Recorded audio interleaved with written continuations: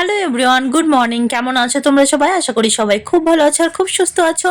চা আর টোস্ট দিয়ে আজকের দিনটা শুরু করলাম। আমি চা খেয়ে দিয়ে রান্নাঘরে আসতেই ঘরটা ঝাড় দেওয়া হয়নি বলে মো আবার ঘরটা আমাকে ঝাড় দিয়ে দিল। আর এদিকে শুভম বলছে মা খিদে পেয়ে গেছে। আর শনিবারটাতে না এত ঝামেলা হয়, এক তো পেঁয়াজ রসুন কিছু খাওয়া যায় না, আর ঘরে এত কিছু থাকতেও না ছেলে মেয়ে খেতে পারে না। মিষ্টি জিনিসটা ওদের একদম পছন্দ না, তাই মুড়ি মেখে দিলাম একটুখানি পেঁয়াজ টেয়াজ ছাড়াই। মুড়ি টুড়ি খাওয়ার পর দুপুরবেলা ভাত টাত খেয়ে গেলাম ওদের টিউশনে। ওখানে মিটিং ছিল, সেটাই অ্যাটেন্ড করতে। ওর বাবাকে বলেছিলাম তুমি যাও, আমার না ভাল লাগছে না, বিপিটা মনে হয় বেড়ে গেছে, একটু মাথাটাও ঘুরছিল।